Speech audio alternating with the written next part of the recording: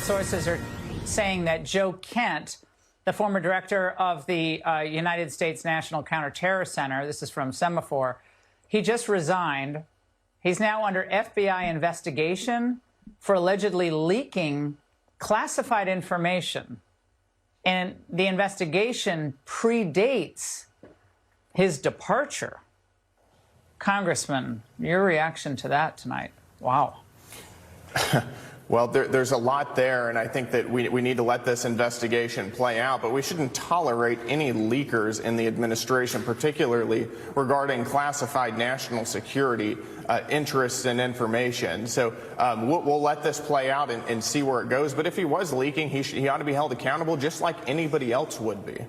Now, 5 minutes ago, he seemed to think that Iran was a big threat, and then suddenly that threat went away. It was very odd. Congressman, thank you very much. Great. I'm going to go.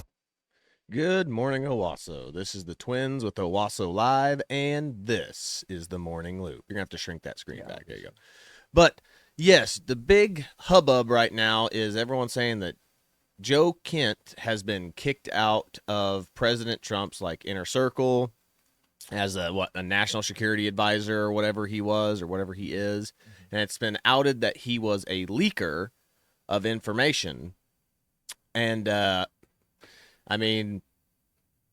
Joe Kent even was like, yeah, Israel got us into this war. This was Israel forcing us into this war. And everyone's just like, wait, weren't you saying that we even have a clip pulled up on the Sean Ryan podcast that Iran has been a problem for a long time. They have been a security risk. And now everyone's thinking he's making this moral grandstand about not wanting to go to war and all this stuff right now, which is just a little strange in my opinion. So we have a bunch of other information pulled up about this, but yeah, Joe Kent has been a leaker. He was kicked out of according to sources, he was kicked out of all the major meetings months ago, and he's just now doing this trying to save face. But this is what a lot of politicians and people who work for administrations do to save face when they get kicked out, because you can't be trusted by your administration anymore. So what do? You jump ship. You go, okay, well, if I'm not going to be on your guys' team anymore, I'm going to bat for the other team now. So he was trying to court a new audience, which in this case would be the mainstream media and the Democrats. Well, the Democrats don't want him, and so the only people that are left to court him now is the Candace Owens, Nick Tucker, Megyn Kelly. Tucker Carlson. Tucker Carlson, Megyn Kelly, and the Nick Fuentes, which Nick Fuentes doesn't like him either. Nick Fuentes is if he has information, he needs to give it out. He doesn't need to play this whole, game of, I know information, but, he's basically being Candace Owens right now. I have information, but I can't really let you all know what this information is. Yeah, it's disgusting. When Nick Fuentes has a great take on this, it's bad. Because, again, he was if you are the guy, you should know. You are in that position of authority and power. Mm-hmm. So either what you're doing is hearsay or tell us. Don't say, what are you worried that if you come out and say who did it, that you're going to be killed? If you were not afraid enough to leak information out before, why would you be afraid to now? Leak the information out. Correct. It doesn't make any sense. That's 100% correct. And just getting back to it, it's him. It's him getting kicked out of this cabinet, so he's jumping ships to anybody that'll take him in now. This is him realizing that he has lost his job, he has lost his career because he was a leaker, and now he's trying to save face going to anywhere he can. And right now it looks like he's running to do the podcast circuit right now, which, again, nobody wants him besides, like I said, the independent journalists that were kind of more on the Republican side, which, again, Tucker Carlson, Megyn Kelly, and Candace Owens are the only people really giving him time today. And now you can argue he's getting ready to go back on the Sean Ryan podcast, and Sean Ryan loves him, and he's about to take another easy interview where he doesn't really push or hammer anybody anymore. Mm-hmm. But we'll check this out. We've got more stuff pulled up here. You go ahead and pull up the next video, and we can get this other take on here. Of others, even foreign countries, is both insulting and laughable. Now, our own Aisha Hasni reporting that on background to a senior administration official says that Joe Kent was cut out of POTUS intelligence briefings months ago due to allegations of suspected leaks, and that he has not been a part of any Iran planning discussions or briefings at all, which sort of posed the disconnect addressed earlier this morning by the administration, saying that he wasn't privy to the classified information that indeed underscores and proves provides the evidence that Iran was nuclear empowered or about to be.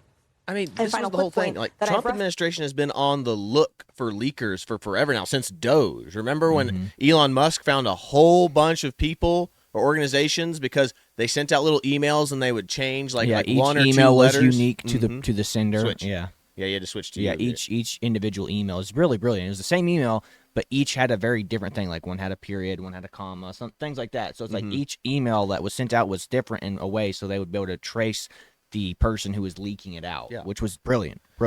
And again, so this guy was a leaker.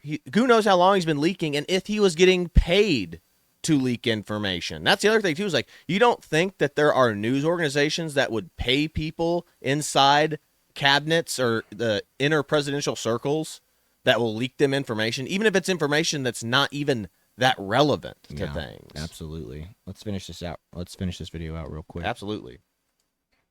Referenced Joe Kent's testimony on the Hill many times in 2025 of the 18,000 known terrorists that came through the southern border under the Biden administration's watch in the prior 4 years. We are still dealing with today, and we will get to that in just a moment. Actually, you know, Harris, he's also sitting there with Ireland. It's a close ally of the United States, and he called out Europe, and he called them out domestically, and he said, if you don't deal with it.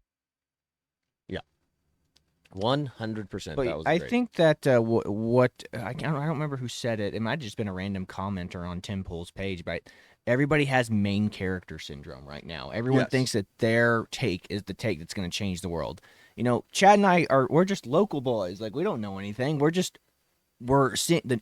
reacting to news as it is presented. You know, so we know as much as you know.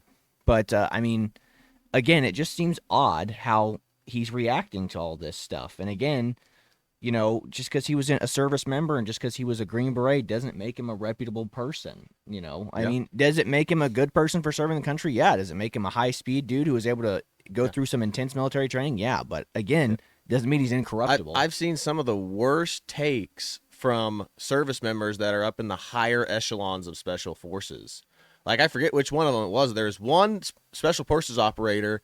It might have been like Chris Kyle or somebody that was like, I don't think that civilians should have firearms. Yeah. Like, there's a bunch of them like that. You're like, that's the dumbest take I've ever heard in the world. Yeah. Is like, no, civilians shouldn't have firearms. But that's the thing. When you get to that top tier echelon, you do think that you're better than everybody else. Yeah. There is an attitude problem that comes with it. That's why some of my favorite, like, Joe Rogan ones are the Navy SEALs that come back that are extremely humble about being Navy SEALs. They're like, at the end of the day, I look at my Navy SEAL career and I go, all I was an infantryman that was dive qualified. Yep. That's all. That's the only difference between me and everybody else. I train a little bit hard. We train a little bit harder and a little bit longer. And for a more specific mission Switch set. direct to you if you're Absolutely. But yeah, he's like a more specialized mission set. And you're just like, yeah, that, at the end of the day, that's really all he was. And he saw the Navy SEALs for what he was. And he was the one that's like, yeah, dude, and this is also the same one. I was like, yeah, most of the dudes that were in my class with me were all sociopaths. Mm-hmm. They were all sociopaths. And like, it's the same way it's the same way in the regular military too. It's like, there's a lot of people that just literally join the military because they just want to earn extra money and kill people. Yeah. The idea of that. We're not all heroes, you know? Yeah. There's a lot of people that'll join the military for the wrong reasons. And again, I do think that this guy thinks very highly of himself. This guy, I believe, does think very highly of himself. And, you know, when you've been sitting at the top that long, the moment that you get called out on your BS, it's just like anything. It's like the star player being called out for, like, getting the rest of the team, like, smoked. Oh, yeah, or having a bad attitude. Yes, yeah, I mean, I can't tell you how many extra shuttle runs we had to run for our star players in high school. I was like, this blows. We're getting punished for the best guy on the team. Not the coaches didn't think he was going hard enough, so the rest of us are running. It's like, he doesn't care. Yeah. Like, he could care less. That's the thing. You'd hope the guy would care. That's a true player right there, is one that would actually care. If the team captain or the star player is getting the rest of his friends smoked, I think you care. But you knew the bad ones when they're like, he's just sitting on the sideline going, eating chips. yay. Yeah. All right, well, let's check out this video, how he changed his tune. This is his original take on Iran here. This is his OG take on Sean Ryan. They're still registering for the draft, aren't they? Like, that's the logical conclusion to the direction that we're heading in right now, unless we make some serious changes. I mean, I've already heard rumors that Fifth Group is going to be sending guys to Iraq because of the escalated situation with Iran now. Yeah. I mean, most Americans aren't aware of it. Our troops in Iraq and Syria have been attacked 150 plus times by Iranian proxies. And when we say Iranian proxies, we got to be clear on what that is. That's the Iraqi government that we pay. Because after the Iraqi military we spent $2 trillion on surrendered to ISIS, we had to go back in there in very short order and stand the military back up again. And guess who filled the breach? The Shia militias controlled by Iran did. And the Iraqi government's controlled by Iran. So these are... Okay, so he straight up admits that Iran is a problem, has been a problem for a very, very long time, and he's just pretending like it's not now. He straight up admits it right there. No, that was good. Sorry. If you want a full screen, like that was good, but yeah, that's absolutely ridiculous that he's changing his tune. And two, we know that Iran has been the primary sponsor of global terrorism around the world. And if I could just say something here really quick. We always train for the wrong war. Yeah. Every time. So when my best friend was in the 82nd Airborne, they were training because we're going to Korea, guys. It's like he was telling me, we're going to Korea. And I was like, we're not going to North Korea. Like, who is telling you this? You know, like, where are you getting this information from, buddy? He's like, we're trained to be paratrooped into North Korea. It's gonna be rough. And then of course, where did he end up going? Afghanistan. You know, it's like us. The entire time I was at Bolek. We were training for the LISCO environment. We were training for LISCO Disco. We were training for Ukraine. We were training for trench warfare. And guess what? Well, it looks like more than likely we're going back to the Middle East. Like, again, it's absolutely insane. We always train for the wrong war. Now, again, the fundamentals are always there. Like learning how to enter and clear a trench, that's still a fundamental. Learning how to do the battle drills is a fundamental. But again, we're always training for the wrong war. Every single time. It's like we train for this war, and then we go to the middle. We train for a cold front. Now we're in a hot front. That's another thing, too. It's like, because every single time we do training environment situations, there are foreign generals, dignitaries, whatever, that come over to observe.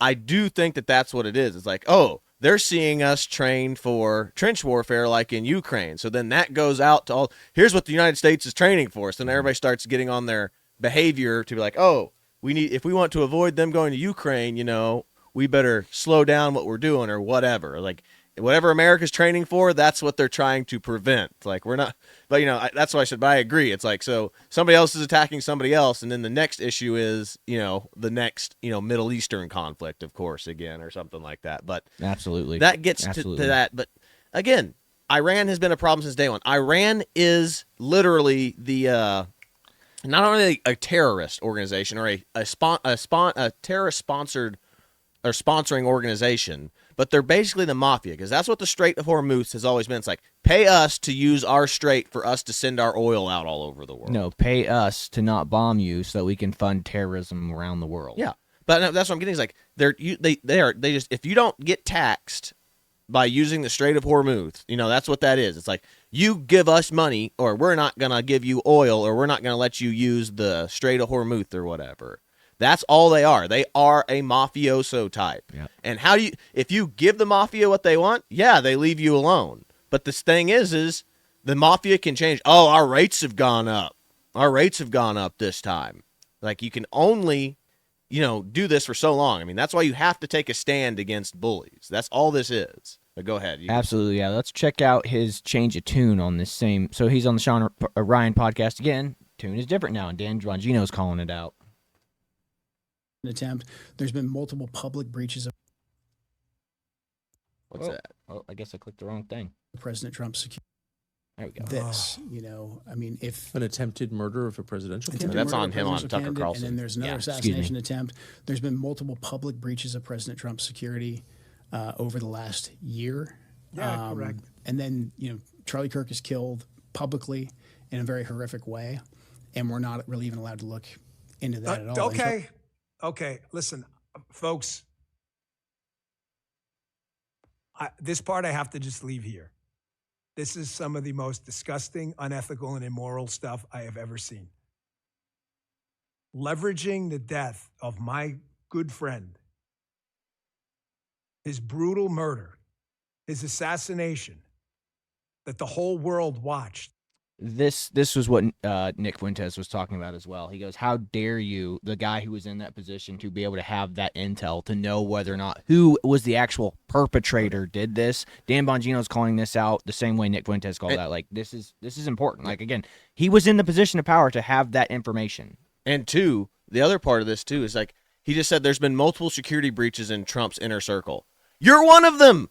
He's one of them. Yeah, at least Joe Kent, you are one of the leakers of Trump's inner circle. You are a security breach. If you are a leaker, you are the security breach. And if you're going to be a leaker, at least be a good leaker. Like, if you know that Charlie Kirk's death was something else, tell us. Give us that information. Again, if you are leaking stuff to other people, why not just leak this one thing about Charlie Kirk? Mm-hmm. Again, you're selling a narrative. You're spinning a yarn. You're doing what Candace Owens does. Like, yes. I have the truth, but if you want the truth, you have to pay me to get it out. And all he's doing is he's giving fuel to the Candace Owens types to attack Erica Kirk and Turning Point again. Mm-hmm. That is all this is. You're like, what are you doing, bro? Yeah. What are you doing? Let's wrap this up really quick. We'll see what else is on here. Yeah, let's do it.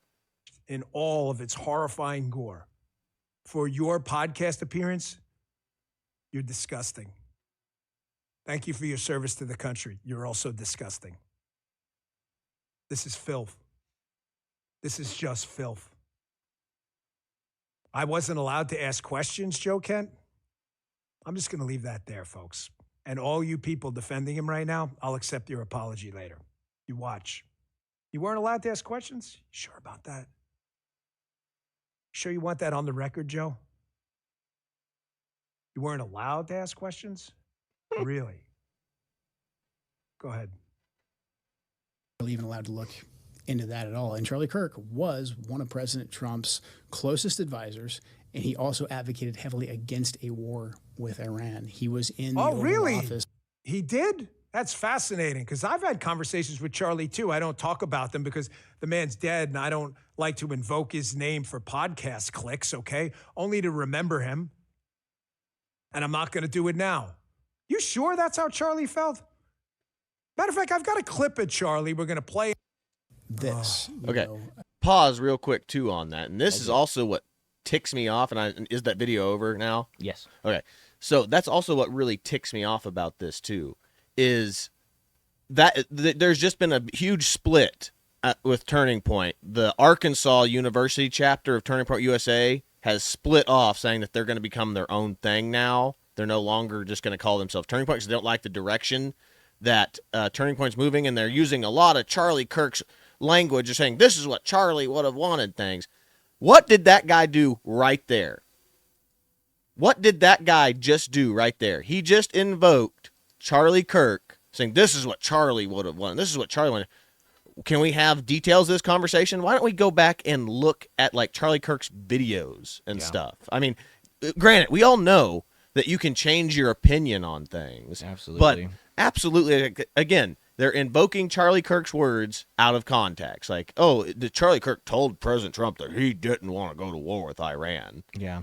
I mean, they're going to keep dragging Charlie Kirk's name into anything because it's culturally relevant to do so. That's just it. That's it. They're going to if Charlie was alive, he'd be on my team right now. My team. Everybody's doing that. Yeah, Candace is doing it. Fuentes will do it. Tucker Carlson will do it. Everyone's going to do it. Mm-hmm. Even his wife's going to do it. But his wife, was his wife, for God's sakes. You know. Anyway, anyone's saying Israel sucked us into another war literally has no understanding of geopolitics or how President Trump plays ball. We just took out China's second top oil supplier in less than 60 days. They desperately need this oil to continue their geopolitical rise. Russia just lost a key supplier of cheap drones and weaponry that they need for the war in Ukraine. Trump is playing and winning the biggest game of America in 4D chess that any president has ever played in history. That is so true, guys. We took a major oil supplier of China with Venezuela, and we took all that oil for ourselves. We took our refineries back. Mm-hmm. And we did it in literally a couple of hours. Mm-hmm. I mean, literally one swift military action, removed a leader, and now Venezuela's playing ball. Yeah. And now, again, with the Hormuz Strait, guess what? Russia's not getting the oil and technology and infrastructure that they used to have now. Correct. This is great stuff, guys. Trump is doing things that are making are going to be benefit America from a geopolitical standpoint. And that's awesome. And two, like it's the big thing that you will learn in war colleges when you're in the military. Corey, you need to switch to me. Yep. When you're in the military, is wars are economical. Everyone's like, wars are just people shooting at each other. It's like, no. Do you know what the strategic bombing is doing? Like anytime you hear about strategic bombing from World War II to today, you're taking out their industry, the things that build their weaponry, or you take out their oil. Like if you take the oil away from them, they can't. Energy production is key. Energy production. If you stop the energy flow into a nation, which again is oil, you can stop their war machine. It stops everything. Yeah. Everything runs on energy or petroleum or oil. You can argue that, yeah, well, sometimes we run stuff on green energy. Nothing that truly matters is completely or totally run on green energy. That is 100% it is true. run on oil because when green energy fails and when the power gets knocked out and you need backup generators, oil. This is why what we talked about yesterday, the socialists and the communists who went to Cuba. It's like they want us weak and they want our enemies strong so they can come Correct. over and have the communist revolution. Exactly. Why? They want us weak, they want our state and government weak, and they want the enemies strong. Remember, Cuba can have oil and use oil, but the United States and the other Western nations, no, we need to go green energy because that's what we should do. It's so stupid. Yeah. And for those of you that are, I'll talk about this one, is for those of you that saying the war with Iran is bad, all you so happy to forget that here is Joe Biden and the Democrats signing bombs that they were sending over to Ukraine to go to war with Russia. And remember, I remember when this get knocked off, girls all over Facebook, and this is why women should not vote, is girls all over Facebook, we need to go do something with Ukraine. We need to send troops over there. It's like women advocating to send young men. You wonder why Trump is losing young men right now? It's because he is starting like wars right now. And there's a bunch of guys that aren't patriotic enough to go to war. That's why he's losing young men. But that's the other thing too, is like, guys, the Democratic, liberal, feminist female types are more than happy to send you to war. So don't vote Democrat either. I mean, Trump, you may be against the wars and things Trump's doing right now, but these Democrats that you're about to elect back into office are more than happy to send you to war as well. Except they'll just lie to you and tell you that, oh, we're not going to do that. We won't go to war. And then all of a sudden it's like, oh, Ukraine needs our aid. We're sending troops over there again. Yeah, and again, just to show you how serious the threat of Iran is, even if they're not that big of a threat to us military-wise, because they're not. We destroyed their entire Air Force and their entire Navy in a couple of hours. Yes. But this is the influence they have. Their influence is going to be sleeper cells and, paying people to attempt to assassinate the president, which is what they did. Yeah. Iran ordered operative to assassinate Trump before the election. Yeah. Trump was assassinated 3 times before this. Attempted assassination 3 different times before this last thing. And Iran was one of the big ones. That's what they were talking about. Like, they were 2 Iranian agents who were caught trying to do it. All in this article. I mean, I how people quickly forget that these 2 guys were arrested trying to assassinate Donald Trump. And if not them directly, they were looking to people to assassinate Donald Trump. Iran has had a hit out on Donald Trump since before his 2nd term as president. That is how much they fear this man. Why do they not fear Democrats this way? This is why I always ask, why are there no hits? Why are there no hits from, Russia, China, Iran out on Joe Biden or Kamala Harris? Because they're not afraid of them. They are not afraid of them. They are the weakest of the weak. They are the people who are actively weakening our country and our nation. They're the ones that want to go green energy, that will give them. I mean, Joe Biden let Venezuela have the oil refineries and all that stuff. Didn't that happen under Joe Biden, or did that happen before? I don't remember now because there's so much stuff going on in the world. It's hard to remember. They're relying on the news cycles being fast and people forgetting very quickly. Exactly. That's all. It's like how quickly people forget these things. Just blows my mind. And it's impossible to remember. It's like, guys, we have to worry about the thing. Again, this is why you got to start small. You got to start in your own house, organize and get your own house in order. Then you can organize your family, and then you can organize your extended family, and then you can help your local community. Start with your church. and then local township, and then you can work on the greater community. Then you can get bigger and bigger and bigger. If your life is in shambles, this is why you shouldn't take any advice from anybody from the left, because when people's personal lives are in shambles, when they don't know if they're a man or a woman, don't take advice from these people because their lives are in shambles. Correct. Get advice from people Get advice from people who've gone down the path you've already gone down, and get advice from people who are currently living or live the life that you want to live. Mm-hmm. Yeah. Again, hopefully that's a moral one and not just like an Andrew Tate style. It's like, oh, I just want to F bitch, FB words and make money. Correct. So anyway, anything else you want to add or? No, just like this guy is clear as much as I'd say. You can pull up the like, share, and subscribe thing real quick too on that. But just gonna say is like this guy can't be trusted. He is Delta Force. He was a CIA operative. No, he's too. Green Beret, not Delta. No, he was Delta too. Oh, he was. Yeah, he was Delta. He has Green Beret, Delta, and then he became CIA. You cannot trust anything the CIA says. The CIA, they will show up to Congress. The CIA directors and stuff will show up to Congress, lie to Congress's face, and then say it's a matter of national security. Exactly. And then they will show up. Then we'll find documentation like 2 years later to find out, oh, that was all true. Everything that guy told us and thing was a lie, and everything that the public thought was true. Like the CIA has a license to lie to you. Mm-hmm. So that's why this guy can't be trusted. Once they've gone to the CIA and any of the alphabet organizations, don't trust them. Don't trust them. They're there to protect the organization. They are not there to protect you anymore. Yeah. Anyway, don't trust Joe Kent. Yeah. He's just on his apology tour trying to earn back any kind of street cred that he can get. Absolutely. So that way, again, but this is what we talk. It's literally what I said. It's like, if you get kicked out of an organization, what do? You jump ship and say, here's all the bad, dirty laundry from the administration. This is what everyone else was doing. Mm-hmm. Yeah. Don't look at me. Exactly, but I think that's how that one lady, that Hispanic lady that said that she was conservative, that was on The View or whatever she is, Anna Navarro, yeah, she said that she was Republican. That's literally what she did. She jumped ship because she got kicked out of some organization or whatever, and then she's like, okay, well then I'm just going to go completely the other direction. And go rogue. Mm-hmm.